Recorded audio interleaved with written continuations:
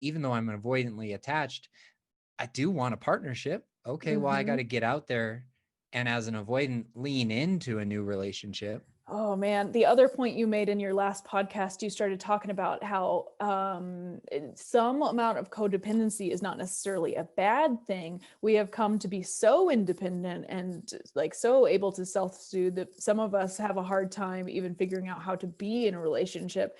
And I was like, oh God, because it's true. It's like you live your own little independent life for such a long time. It's really hard to let another human in and have to learn how to compromise and how to make decisions together. And Welcome to the Believe, Be Real, Be Bold podcast. My name is Dave Glazer in Denver, Colorado. On today's episode, I'm honored to be joined by Taylor Fraser, host of the Forward podcast, where she recounts her real life experience of surviving a high school shooting and how that has impacted her relationships since. She and I really connected over the Enneagram because she's a type 8, the challenger, just like myself. And we dig deep into how that personality type got solidified and what was showing up for her in her life as she proceeded to try to form relationships in the future. And now that she's in a healthy partnership where they have adequate communication, we get the opportunity to discuss in depth what it takes to formulate a healthy and successful relationship years after trauma. So if you get a ton of value out of today's conversation, please share it with one person that you believe that the message would bring value to their life.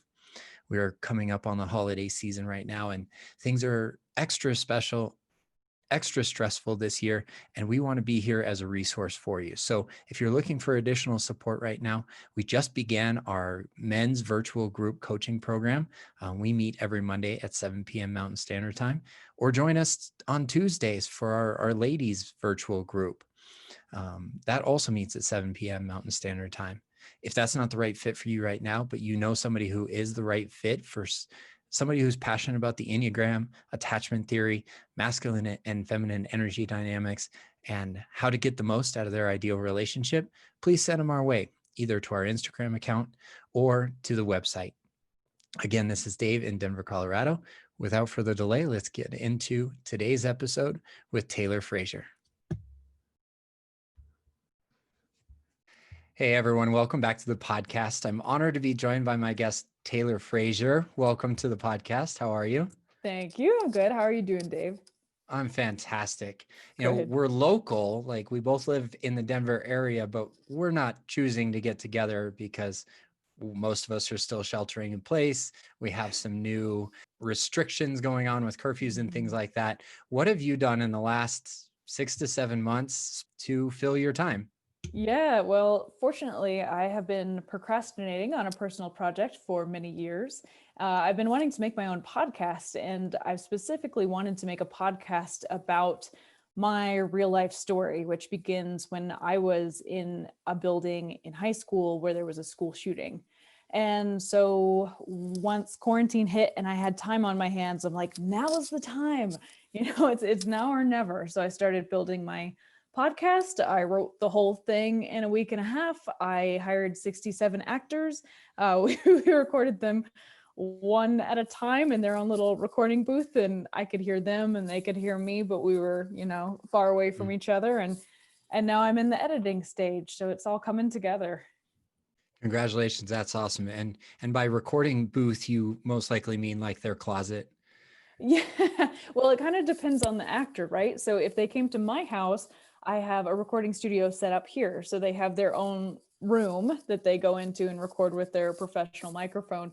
But my actors are from all over the country and actually all over the world. So I've been taking pictures throughout the process because I'll zoom in with them and yeah, you're right. They might be in their closet in Florida or in their car in some weird small town or whatever. It's a collection of professional actors and people that I just happen to know who wanted to give it a go. And it's turned out really good. I'm very excited about it. Congratulations again. That's awesome. So, um, because your story around the podcast fits into our conversation today, tell us really what the purpose is behind why you wanted to start the podcast and what you want to share with that.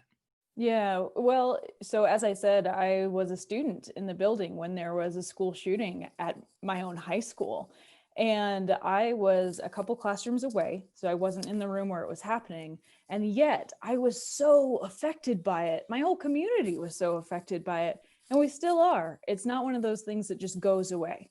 And I think it's important to tell this story because people see this on TV and they're like, oh, that's sad. And then they go on with their lives and they don't think about the fact that everybody who was in that building and everybody who had a sibling in that building, everyone who had a child in that building, if you were a teacher, if you were a coach, if you were an employer, like within any degrees of separation, those people are going forward with their lives with some part of them broken. And some part of it may never be fixed. And so I'm trying to tell a story not only of what happened, but what does the aftermath look like? There was an interview recently on the Daily, and they were interviewing these young women who were survivors of the Parkland shooting. And they were saying, like, what is my life going to look like when I'm 20? Like, am I going to want to be a mom? Like, what? And I thought, like, I have the answers to those questions, and we don't talk about that. And I'm turning 30 this week. So I can tell you, what does it look like? What choices do we make because of the trauma we've dealt with? And it's not always pretty. There's some really, really ugly parts. And I think the fact that we don't talk about those is problematic. It leaves all these people thinking that they're going through something alone and that no one can relate to them when really trauma is trauma. And if you've been through something awful, then you've coped in some perhaps bad ways. And and it would be nice to know that you're not alone. Mm-hmm. Yeah, I totally understand that purpose behind the podcast and wanted to thank you for sharing it with the world because I do believe it'll bring a lot of awareness and understanding to the aftermath of the experience for you and others. I was a freshman in college when the Columbine shooting happened, but that was from my area, my hometown of Littleton, Mm-hmm. and just the neighboring high school. Even that far removed, 1 year older than all the seniors at Columbine, we're still seeing and meeting people who were Columbine graduates and survivors of that shooting now that come into my life. Mm-hmm. One man, one woman have come into my life who were survivors of that. And I got to see them 20 years later, you know. And it's still there. It still sticks with people. And I suspect, and correct me if I'm wrong, but I bet it affected you too. And the fact that it's still happening in the United States, I think for most of us, when we walk into a school, we have a little bit of like or we walk into a movie theater, or we walk into a church, we walk into any place and we wonder, like, is there somebody who's crazy who has a gun in this building? It changes how you go about being alive and being in the world when you know that that's a possibility. Mm-hmm. Yeah, my mom was a teacher for her entire career. And I remember there weren't that many restrictions on visiting her at her school when, say, like I was in elementary school, middle school, or high school. But then the restrictions became even tighter and tighter and tighter so that everybody has to have a badge. Everybody has to go through one door and all the other doors are locked. So it almost Right. feels like school isn't a safe place on first impression of a kindergartner, first grader, second grader, Mm-hmm. all the Yeah, way up to like a new student who transfers in from out of state and they're new to the school. And their first day as a sophomore is like every door is locked except for one. I can't imagine what it feels like to be a parent right now, to have that thought cross your mind when you drop your kid off at school. Like, that's terrifying. And Mm-hmm. that is what we are expecting, like every parent to do and every child to do. Like, that's disturbing. Mm-hmm. Yeah, my daughter is a freshman in college now, and the emails that would be sent out to the parents to notify them that there's a bomb threat on her school. Ugh. And so they're either locking it down or sending all kids home for the day. They only have a couple of choices until they substantiate this claim of bomb threats on the school in her small town. Mm-hmm. And that's essentially what happened at ours.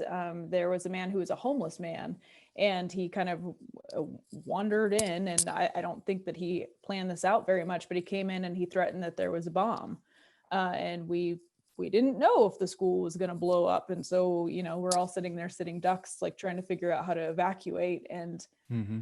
you shouldn't have to worry about that in your own school. And when you're a child, and I think you and I had a brief conversation about this, like those are your foundational years. They make you who you are. And if that's what you're worried about is like life or death, then how are you supposed to learn the basic stuff?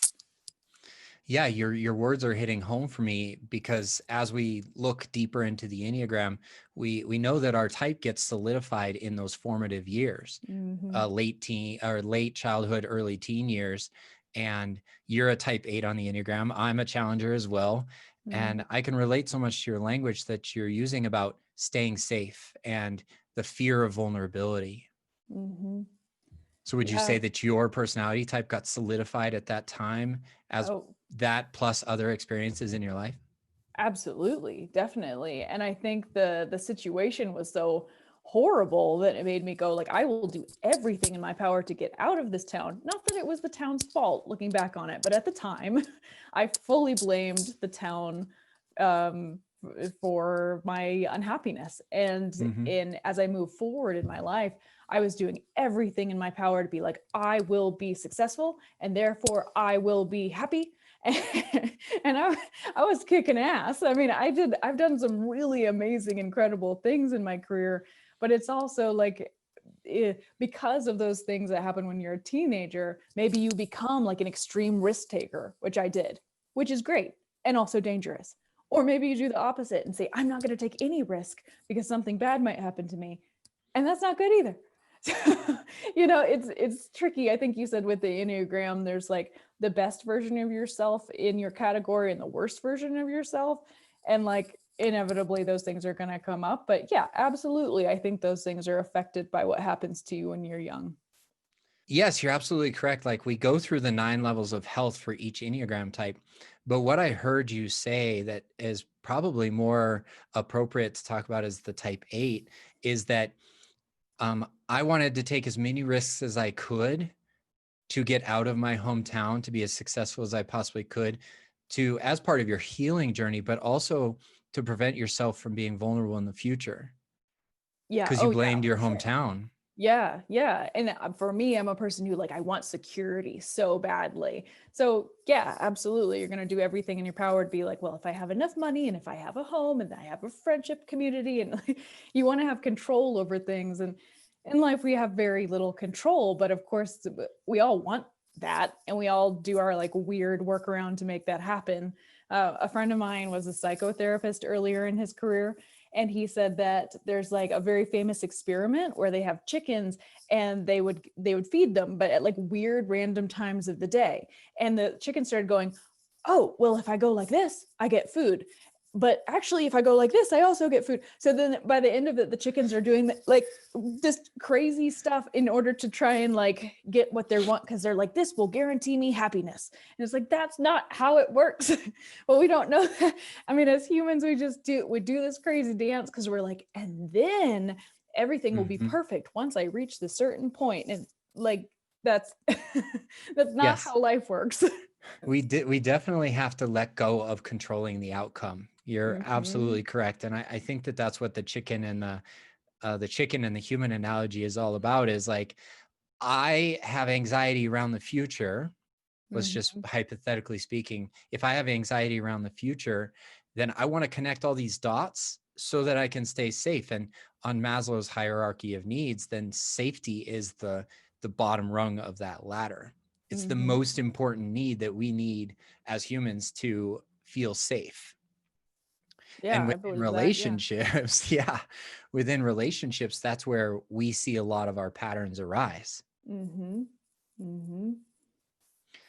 So as a type 8, I hear a lot of language around like, I'm going to be successful and I can do it all.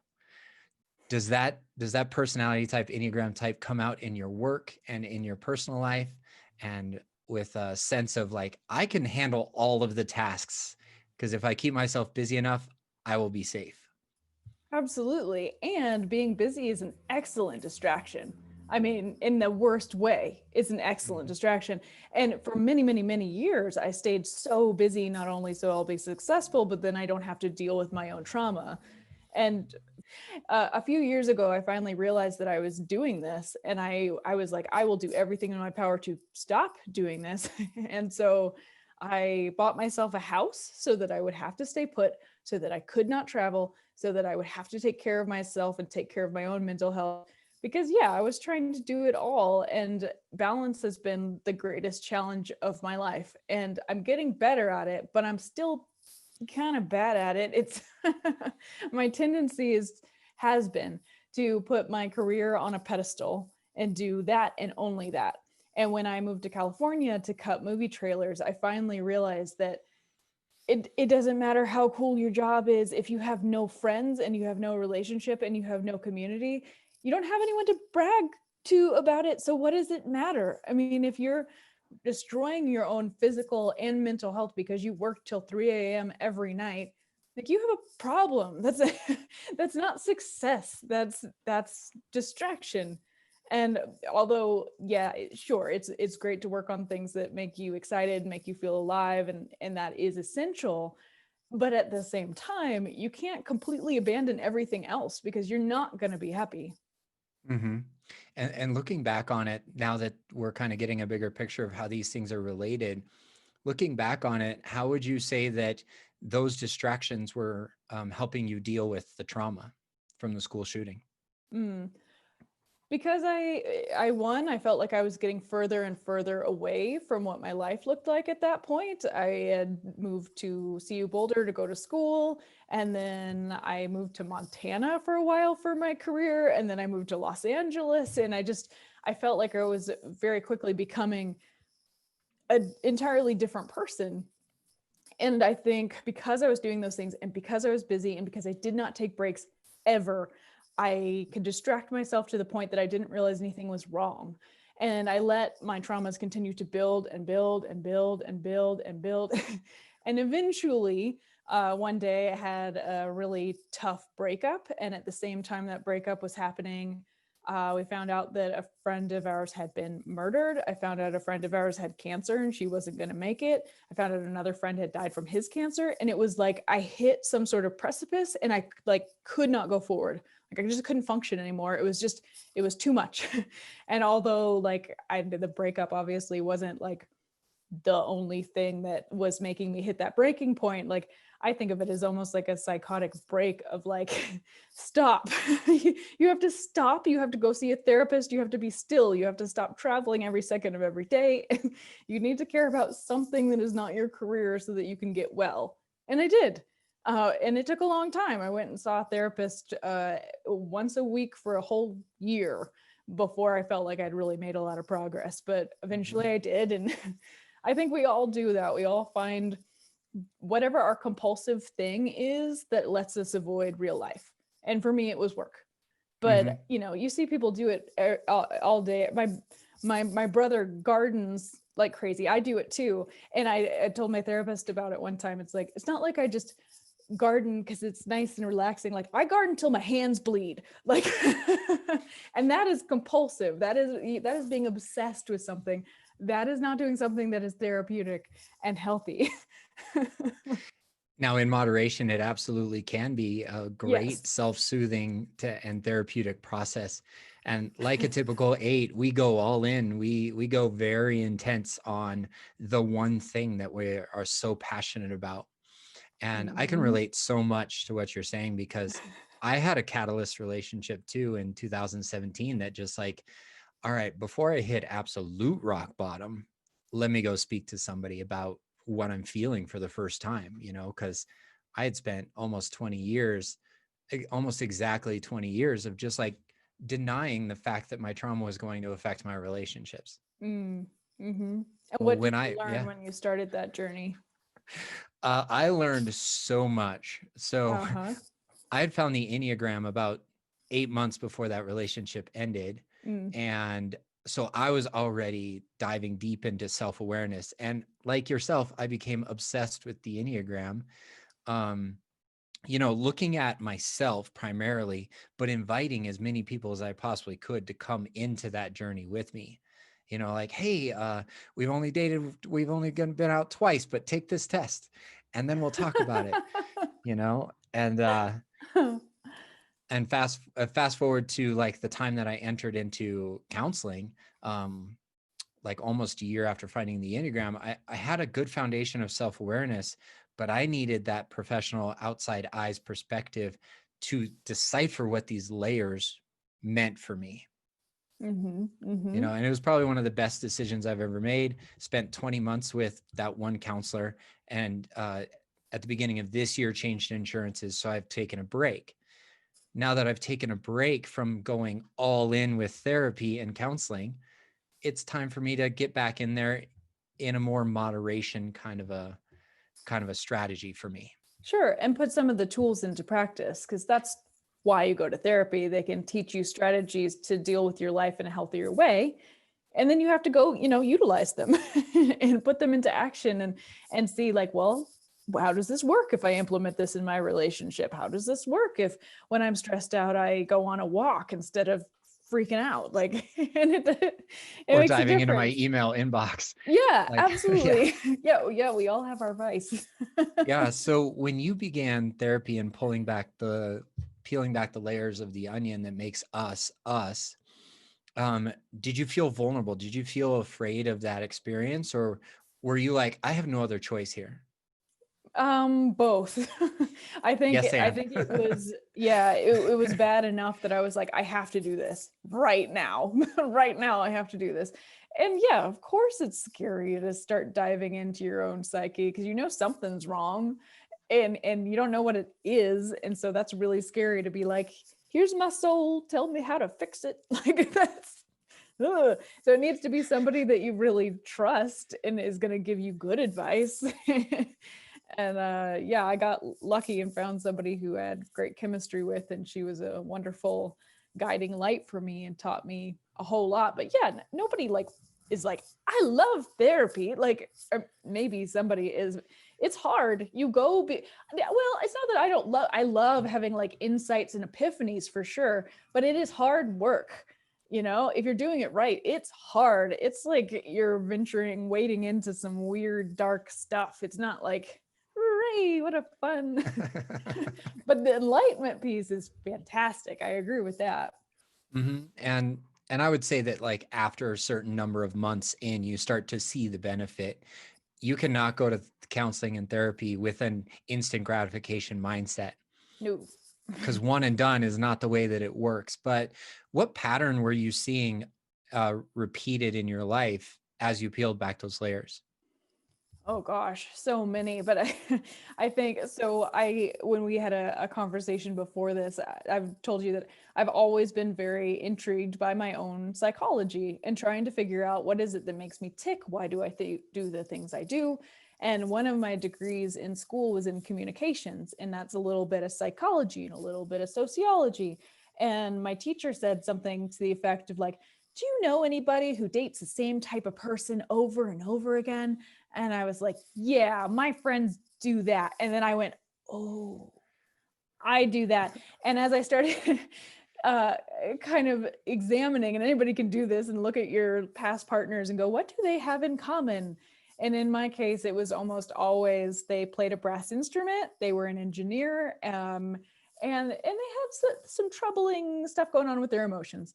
And so I started testing this out in the real world and was literally like writing papers in like my qualitative research class about my own attraction. And so I'd go into a bar and go, that person's attractive. And I'd go talk to them. And it's like, do you play a brass instrument? Yes. Are you an engineer? Yes. Do you suffer from some sort of very extreme emotional situation?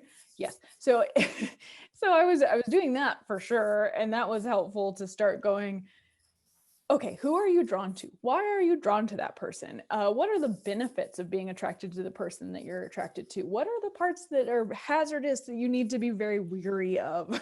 So yeah, that was certainly happening. And I feel like I kept having relationships that ended in these horrible ways, and I would be blindsided because the relationship would be so great and we would never fight, and then it would just end in some sort of catastrophic way, like years in.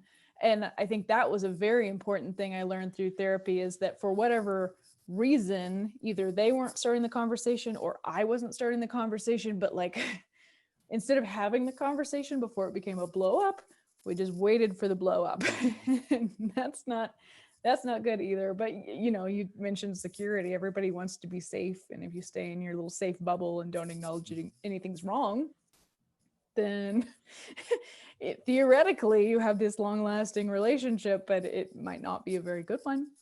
Yeah, I can totally relate to that because as the type 8 and an avoidant attachment style, avoiding the hard conversations keeps me from being vulnerable.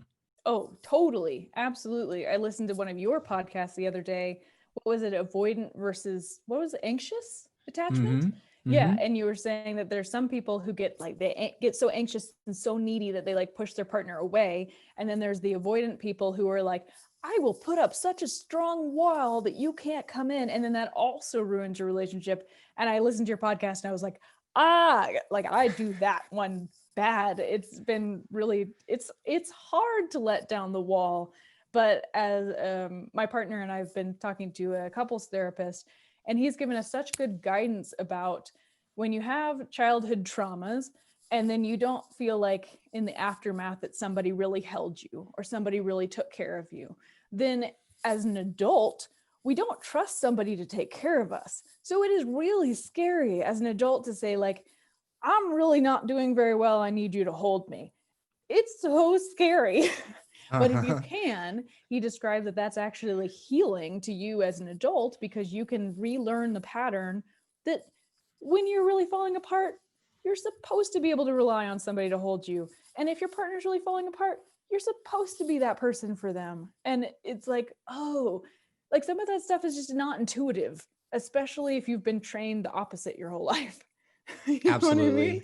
Yeah, the relying on other people as avoidant attachment styles, we have hope, and it's called earned security.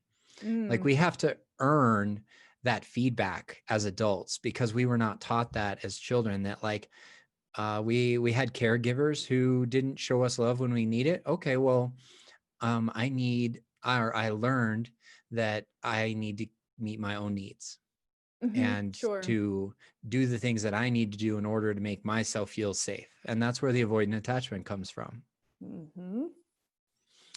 And I'm doing a lot of family systems work personally right now.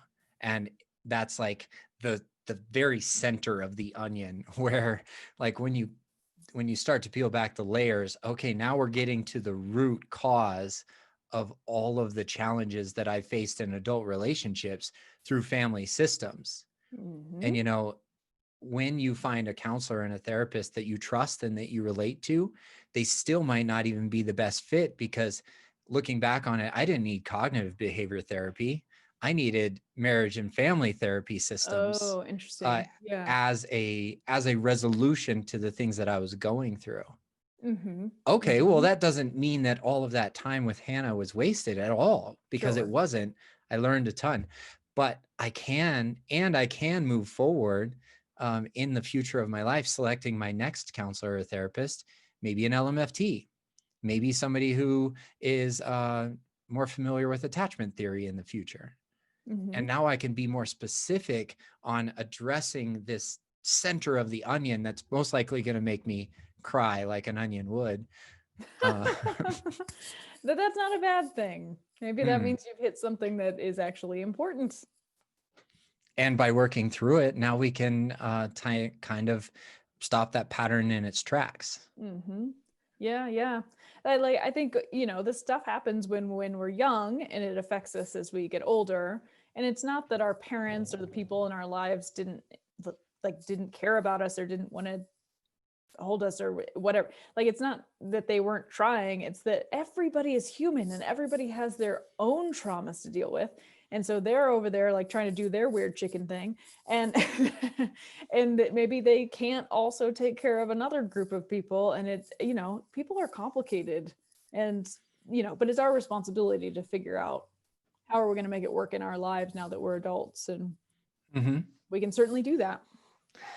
Yeah, I appreciate that perspective because you're absolutely right. We're all very unique individuals, and the lives and the stories that we live individually are part of a larger group. So yeah, we don't know what another person experienced as a child.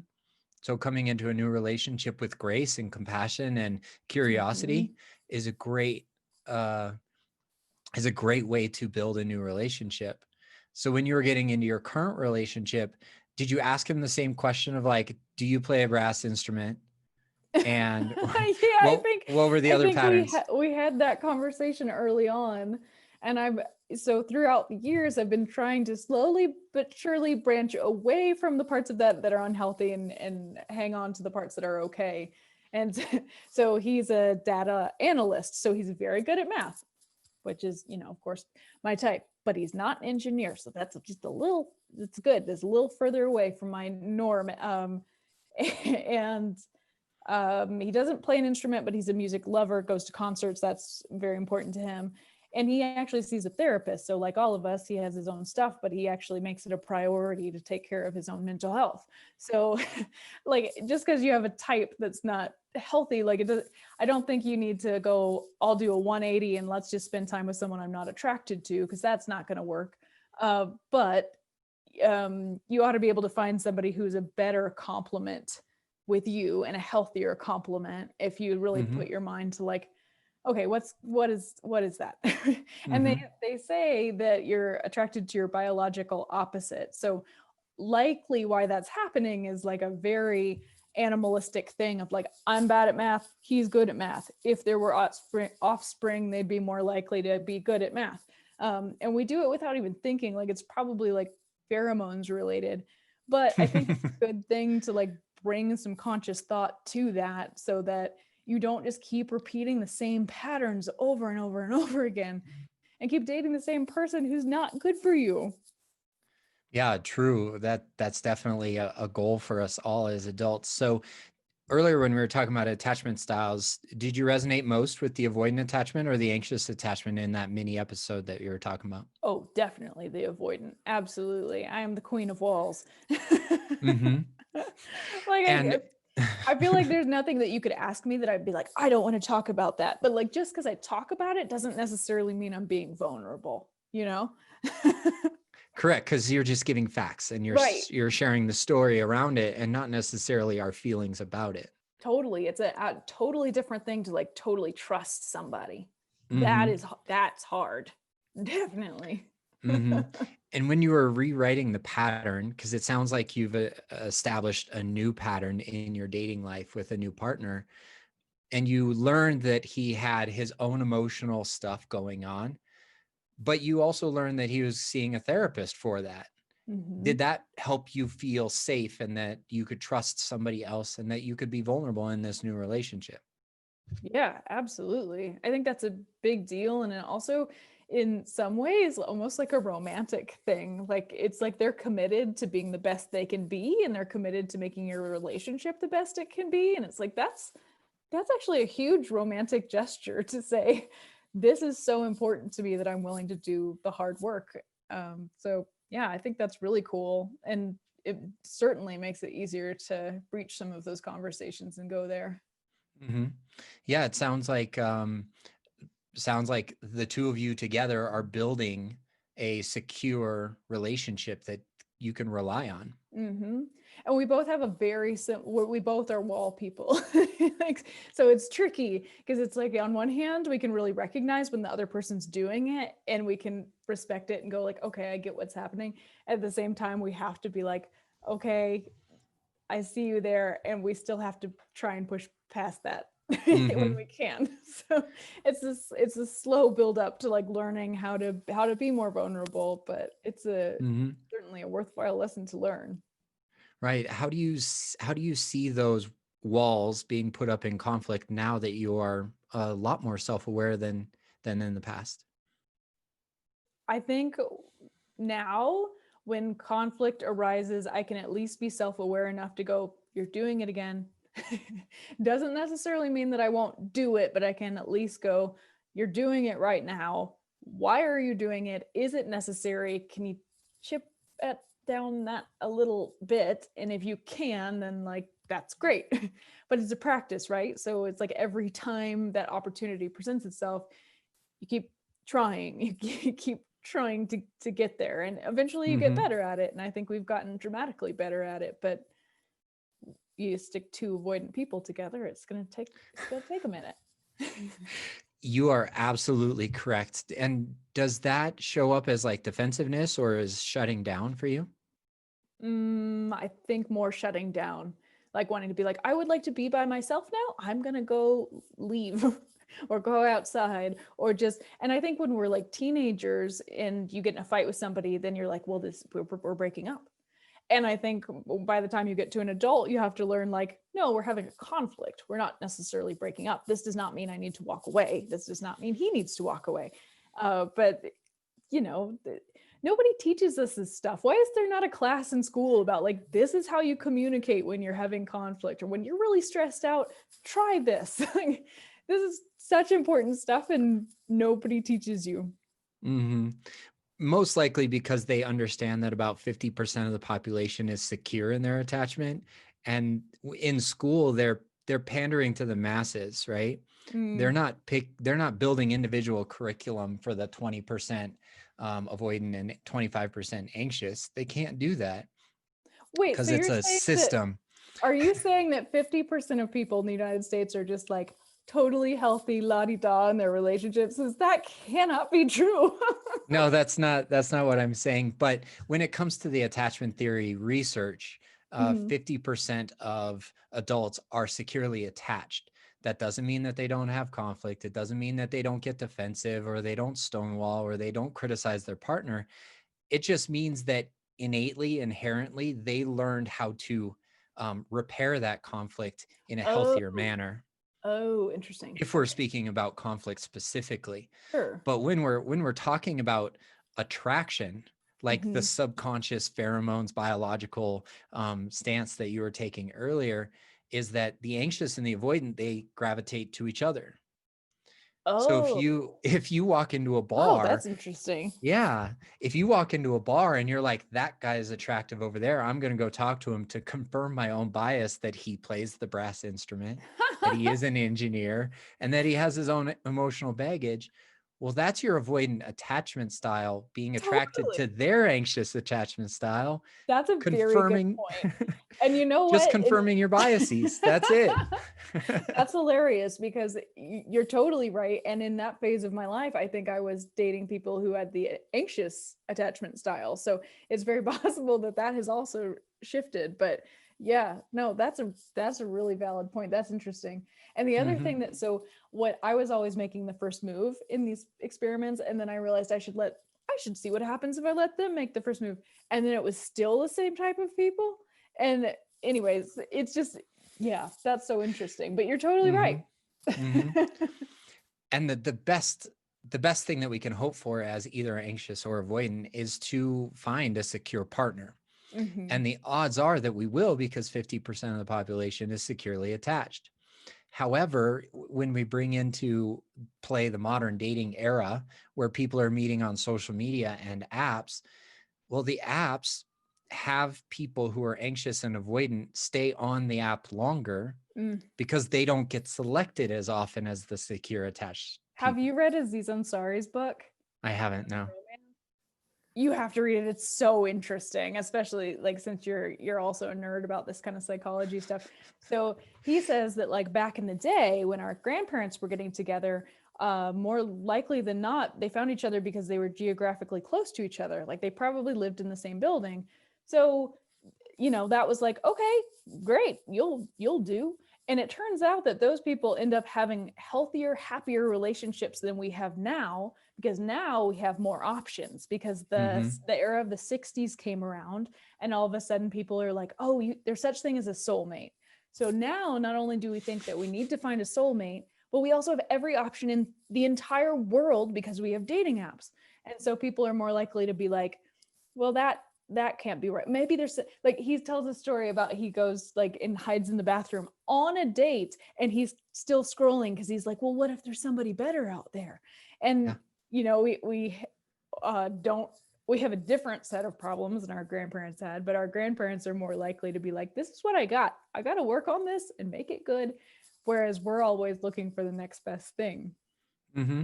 Yeah, you bring up a very valid point, and uh, we're making some assumptions about our grandparents meeting each other. True. And proximity gives them other things in common too, like Hmm.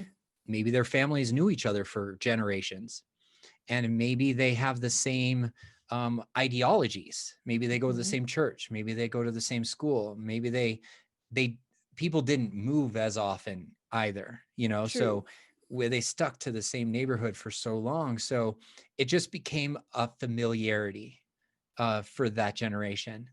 And now that we have the modern era of dating where people are going to the restroom and swiping to see what else is better out there, because it's called the paradox of choice. Mm. Like when we have too many options, we're not able to make the choice that's best for us. And most likely when we're on an app, we're swiping left on the securely attached people because our attachment style isn't attracted to what they put into their profile. That's legit. Yeah, it's weird. It's so complicated. Like I don't I don't know what you do to get it right because it's not easy. And it's not easy to be in a relationship and it's not easy to be single. So it's just, choose your poison and then do your best. Like, I'm not a therapist, unfortunately. I don't have all the answers. I don't even think therapists have all the answers. They just know how to guide people True. towards tuning into their intuition and trusting their gut instinct. It's like teach a man to fish and he'll eat for a lifetime. Well, if you teach somebody how to self-soothe and how to become more self-aware, then they're going to be more conscious as they move on to the next relationship. And I Hmm. think that's the major key to focus on when we're doing anything. Okay, it's great that I'm conscious of my attachment style. It's also great that I communicate well to my future partners of what that attachment style is and what I'm doing about it, so that it just doesn't come into a explosion because we're ignoring the true things that are going on in our lives. When we hide behind a screen like an app and swipe, swipe, swipe, swipe, we don't have to put our true authentic self out there. And if my true authentic self is an Enneagram 8 who has a fearful avoidant attachment style, who's sifting through family system trauma or family system experiences, well, then I'm actually going to lead with that stuff because it makes me more human. At Mm-hmm. least that's what I've uncovered in a conscious approach to my life nowadays. Yeah. Yeah. I mean, yeah, that's I just think it's always better to be aware of as much as we possibly can be so that we're not just, walking with our hands over our eyes and With the blinders on. yeah, yeah, exactly. Because that's really not helpful. Mm-hmm. And I think that people listening to this would be like, what the fuck do I do with all this information? Yeah, yeah, our own personal life experiments. Like, yeah, I don't know. That It's truly is what it is, that yeah. we are experimenting with. Even if we're conscious about it, we're like, well, I do kind of have to try. So I can't Hmm. shelter myself behind an app and in my home all the time. Even though I'm avoidantly attached, I do want a partnership. Okay, well, I got Hmm. to get out there and as an avoidant, lean into a new relationship. Oh man, the other point you made in your last podcast, you started talking about how some amount of codependency is not necessarily a bad thing. We have come to be so independent and like so able to self-soothe that some of us have a hard time even figuring out how to be in a relationship. And I was like, oh God, because it's true. It's like you live your own little independent life for such a long time, it's really hard to let another human in and have to learn how to compromise and how to make decisions together. And uh, I don't know. I thought that was a very interesting point that I think we categorize like, oh, well, codependence is bad. But the way you put it is like, well, not necessarily. You have to have some ability to depend on each other in a relationship. And I think that's true. Yeah, if you can't rely on your partner, then why are you in the partnership? Right. What's the point? Yeah. Like, And reliance and dependency are two different things. right, right. Mm-hmm. Hmm. Does my partner show up to meet my needs when I ask for them to be met? And that's what the anxious attached has to ask themselves is like, can this person actually meet my needs? And two, am I asking for those needs to be met? Because Mm. oftentimes an anxious attached will be like, I'm going to be too much for my partner, so I'm going to hold back. Yeah, but the other thing is that sometimes it's hard to even know what you need. Like, do you know the answer to that question? Because I find myself like I more do often now. than not than being like, I don't know what I need something. Sure. I don't know. Like, how did you Sure. figure that out? About a year ago, I was asked that question, and I was pretty conscious at the time. I was actually kind of shying away from that paradox of choice. I had deleted my dating apps, and I went out with a person for a couple of months, and came to a conversation where we're like, hey, we just got to get back on the same page here.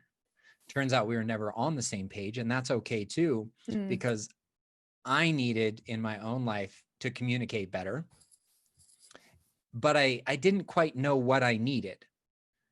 And so what I had to understand is that, like, by not acknowledging what my needs are and thinking that my needs are a bad thing, then I was able to like peel back that layer and say, okay, what do I need? All right, I need to feel secure in this relationship. To me, that means I need to know if you're seeing other people. mm, And if you are, then we move forward with um, how comfortable that makes me feel. mhm, You know, sheltering in place and the COVID pandemic helped me realize that, because, okay, well, I spent the first 6 months of this year not seeing anybody. But when I was ready, my need was very laid out in front of me. It was like, okay, my mm. physical need for my health is to do this and to ask for that. My emotional need at this time is to need this and to ask for that. Yeah, that makes sense. And sometimes maybe you just have to take a step back. And like, it sounds like you and I both had a breakup that was kind of like a light bulb for us. And for me, for a long time after that, I didn't date at all. And Mm-hmm. that was important because I think, yeah, sometimes you become aware of different things by like just hitting the brakes because you can use dating as a distraction as well. I went through a phase where I was like, I will go on a date with one person for breakfast, one person for lunch, one person for dinner, one person for drinks every day. And it's like, what are you like? It's not even, this is a terrible way to get to know someone. I mean, sure, it's like fun and exciting, but Mm-hmm. like that's not, it's not sustainable. It's not really healthy for anyone involved. It's Yeah, you're going to send out a lot of mixed signals if you're communicating with that many people and you're distracting yourself, so that you may not even be putting your authentic self out there. mm-hmm. Of like, you want to talk about reliability. If one of those dates goes well and the both of you want to see each other again, now it's going to be hard to fit into your schedule the second date. Oh, totally. Yeah. Yeah. And now we have mixed signals going on of like, hey, I thought we had an energy and a vibe here on our first date. We both agree that we want to go out again, but your social calendar is full. Can you fit me in February of 2021? Totally. That doesn't make people feel very good. So, yeah. Mm-hmm. I agree. So Yeah. coming back to like asking for our needs to be met, you majored in communication, and since our breakups have catalyzed a lot of movement forward in our lives, I came across nonviolent communication. And if things come up in my life, like um, communication between us is not as frequent as I would like. Hey, I've noticed that it takes you a couple days to get back to me via text. It makes me feel like you're not interested. Is there any truth to that? Or am I just telling myself a story here? Mm-hmm. And that opens up. Go I feel ahead. like I'm making a face, and so I need to clarify. My partner is obsessed with that book. It's his favorite. I think there are I wonderful like things him about that already. book. Yeah, I told him like you guys would get along, but I think that there are wonderful points in that book, and I don't think that it's necessarily 100% the solution for every single person and every single couple, because the book kind of says, I love that it says you should try to communicate your feeling. What is the underlying feeling? Communicate that. Don't like attack somebody and be like, you did this. It's like, well, what are you feeling? But the book kind of tries to go, well, don't necessarily acknowledge the why, because that's less important. And for me, the why is so important. So if we were strictly going off of like that book as a tool for communication, it would be so frustrating for me, because he was saying, he gave me this metaphor of like, if we're in the grocery store parking lot and you run into me with your cart, it hurts, right? And it doesn't matter if you intended to do it or not, it still hurts. So you still need to say you're sorry. I'm like, I agree with that. But if you hit me with the cart, I would want to say that was not intentional. Here's how that went down. That I didn't mean to do that, and I hurt you, and I'm sorry. But like, I need context. So that, to me, the part of that book that's hard for me is that I feel like they're trying to remove the context and only lead with the feeling, which is correct in theory. But some people need context too, so that I have a hard time with some aspects of that book. No, I really appreciate your opinion here, because it brings up an idea. It's actually generating some stirrings in me, like, Did I okay, make you mad? I'm sorry. no, not at all. No, it actually, it inspires a lot of like genuine, authentic thought over here. And in nonviolent communication, the receiver can be like, hey, I acknowledge your apology. That was very heartfelt. And I definitely know that I feel like you're sorry. And I appreciate you saying that. What I need right now is a little bit more of an explanation on why that actually happened. Sure. Yeah. And then we get a that knee would be vet, great. right? That'd be plenty. And maybe I haven't read it thoroughly enough. So maybe they do discuss that and I just missed that part. And it's totally okay if that's not even in the book. We Sure, can like, we can expand on the research, right? Yeah. Where I'm seeing this going is like, your partner uses nonviolent communication. You don't get defensive, which is the key strategy for nonviolent communication, is like, absolutely. Yeah. is like, no one's getting defensive here, or stonewalling, or criticizing, or holding contempt for their partner. That's what nonviolent communication is used as a tool. And if the partner who's receiving that gives the same thing back, it's a tool, right? Sure. If we use the same tool back, well, then we can de-escalate conflict in a healthier way and repair our relationship so that we can stay in partnership, as opposed to just having one fight and running. Right. Oh yeah, for sure. Yeah. And that is a delicate dance for sure. I like a perspective of getting curious too, of like, hey, you hit me with the cart. I'm curious as to how that happened. Yeah. And I think, do you know Esther Perel? She's I think she is so smart. And I think that's like a huge part of her argument for just the sustainability of relationships in general, is like, stay curious, always ask the question, always try to learn more, always acknowledge that like there are still things about yourself and still things about your partner that you don't know, that you may or may not ever know. And like, that creates this sense of like mystery. And if you don't have that, if you're just like, I see you there, I think you're dumb, I don't like how you fight, then like, why continue? But if you go, okay, this person's a complicated person and I'm complicated, and how are the ways in which we communicate working or not, and how can we tweak them? That's a lot more interesting. Yeah, it'll definitely keep us interested in building a strong foundation for a relationship long term. I do love Esther Perel's work. She has the coolest accent in the world. Yeah, she does. And we got to go to the trusted sources when it comes to sexuality, which she talks about a lot. And her key point that I take away often and remind myself of is, if you want to marry somebody, you're going to marry 7 different versions of that person over the course of their lifetime. And I want you to know that before you get into partnership with me, because I hope I change over time. Right. Absolutely. If you don't both grow, then like, that's not going to work out. If at one point someone just stops, like that's, and people inevitably are going to grow at different speeds. And, you know, sometimes you can like make it work, and sometimes it doesn't. But I think that, yeah, that's the reality of committing to somebody long term. And I've not had that experience yet, but something that I think people should take very seriously in making that choice. Yeah, I'm on board with that. So if your message resonates with people today and they want to check out your podcast, what's the best way for them to do that?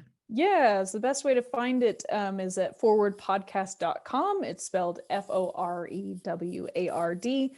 also have an Instagram, we have a Facebook page, and the story is an audio drama. So it's kind of like watching a TV series like a Grey's Anatomy, but you just won't see the screen. So it's kind of a different and unusual way to tell a story, and it's very dramatic and covers the aftermath of trauma. So yeah, I hope people will check it out. Yeah, I hope they do as well. There was a preview on your website, so Yes. if they want to get hooked from the first couple of minutes, then I'd recommend people go check out that preview. And when does it debut? On New Year's Day, so pretty soon. And like you said, there's a trailer online, so they can get the gist of what it's going to be. And if there's one thing you want to leave us with that we didn't quite get to today or touched on briefly, what would that be? Oh gosh, we kind of covered the gamut, didn't we? I don't know. I have a question for you. Should we be friends with an ex? Yeah, well, let's go in that. I honestly, I don't know what the answer to that question is, but so Dave and I had kind of a pre-conversation before this, and acknowledged that my partner and I don't always agree on this one. I think it's fine, assuming that everybody is kind to each other and everybody is respectful towards each other. But we were in a situation where there was somebody who was not very nice to me, and that wasn't going to cut it, because as I've gotten older, my circle's gotten smaller. I just don't put up with people who suck. So if somebody's going to be unkind to me, whether that's my family, my friend, my boss, that just, it doesn't work. So yeah, my partner is friends with his ex-wife, who I've met and was very kind to me, and that's all well and good. And then the one that was not very nice to me, that didn't work out. So and the same is true for me. If it's somebody who makes him feel respected, then that's all right to have that person in our lives, but they're going to be in both our lives. So it ought to be somebody who's being kind. What do you think? I think that that's a very valid point. And those are probably the best reasons for exes to still be friends, is if they can be kind to one another. I also like your point that that if they're in both of our lives, then that's a good thing. But when they are still meeting up one-on-one, I think that can lead to trouble.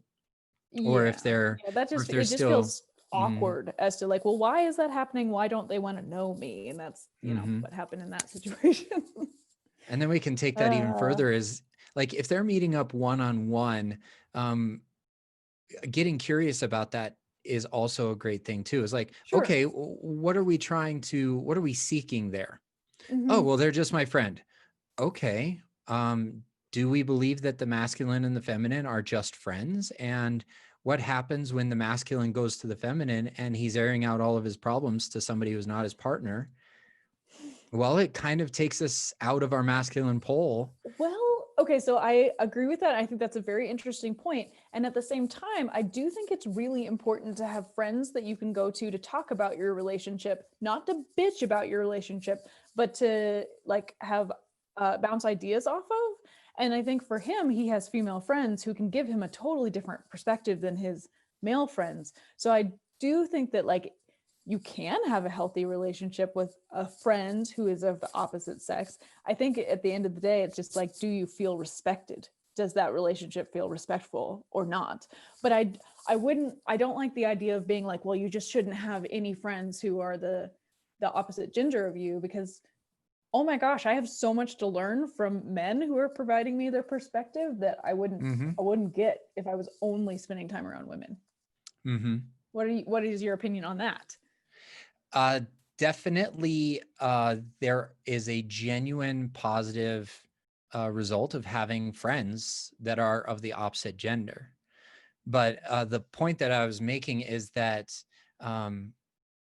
if we have a masculine and a feminine pole in our relationship, the masculine spending time with feminine energy that's not his partner brings him into the feminine. And then if he brings that home, well, then the poles at home flip. Interesting. And Okay, I then we never get thought in, about it and that then way. we get into this power struggle between the energy dynamics of like, how do we take those poles back for a healthy foundation in a relationship, gender notwithstanding? Because a masculine man could have a feminine man as a friend, and if he goes to this feminine energy for relationship advice constantly over and over and over again, well, then the masculine pole over here is going to get taken into the feminine pole, gender notwithstanding. Okay, I'm so curious about this because I've like just not had this argument really, but like, um, so do you think it is okay for that masculine and feminine to ebb and flow? Because I think sometimes I'm more masculine because I'm so hyper, like I'm so driven and I'm going to be successful. And then my partner is more likely to be doing things that are traditionally feminine because he wants to go do ecstatic dance or something like that, that I'm like, I'm not going to do, so like, are we talking about like traditional like gender roles, or are we talking about like accessing the masculine and the feminine? And like, is there a balance that is bad? Like, are you saying that like you have to keep it at a certain level or it gets tipsy-turvy? No, we need to be mindful of the polarity. And if Okay. a woman is the masculine energy in the relationship and the man is the feminine, and there's polarity there, well, then there's going to be natural attraction. Okay. I'm not saying that it won't last long term, because a lot of people find that to be just fine. And yes, both energies will ebb and flow within each of us. And what that helps us determine is that if the masculine energy is going to that feminine energy for relationship advice, then his masculine ebbs into the feminine, I see and what you're saying. Okay. he can't maintain that polarity at home, I see what you're saying. which is so Okay. important. Sure. And the same thing for the feminine. If she, or for the woman, if she's the masculine pole and she goes to the feminine for relationship advice, well, then she also ebbs out of that polarity too frequently and can't maintain it at home. Interesting. Where can I read up on that? Because that is just like not something I know anything about at all, and I'm curious. We have a couple of episodes where we talk about energy dynamics with Katie Carlson and Okay, Roz I'll look Ware. that up then. Those are great places to start. They're both well adept. Allison Armstrong, David Data, John Wineland are three great resources that are researching into the energy dynamics, and they all have great things to say about it. Interesting. Okay, I'm intrigued. I'm going to do some research. I'll report back. Yes, please do, Taylor. Let's catch up again in like 6 months after the podcast airs, and I'd love to hear how it's going, and keep in touch on Instagram. But let's follow up on that conversation and get together again virtually or in person down the road. Sounds good. Good to see you again, Dave. Thank you very much, Taylor. Thank you.